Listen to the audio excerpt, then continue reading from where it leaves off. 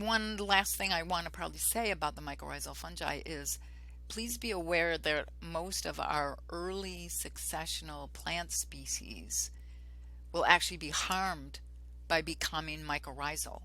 Well, if what you're trying to do is get rid of the weeds, perfect. Get the mycorrhizal fungi in there and say goodbye to the weeds. They just do not do well. It's not Um, conducive. right. But in some of the herbs that we grow, some of those Mm, early successional plant species, they are non mycorrhizal.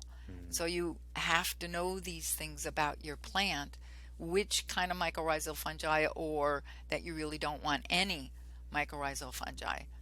And if you don't want any mycorrhizal fungi, probably the easiest way to deal with that is to till your soil. Just don't over till. There's no reason to do more than one tillage when you're trying to keep things in that disturbed condition. Would another recipe, and this is what I've noticed from being a student, is that once you're finished making a compost pile, which you're shooting for all the different types of organisms, but once it's done and it starts going through the maturation phase, uh, the fungi is kind of at a minimum level.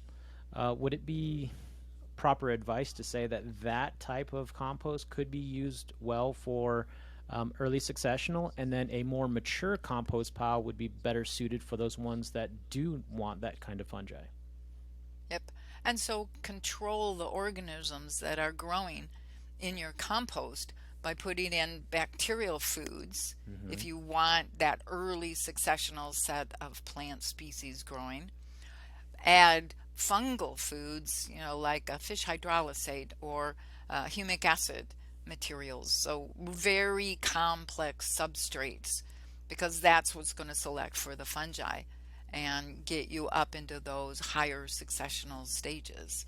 So it's pretty easy to do that.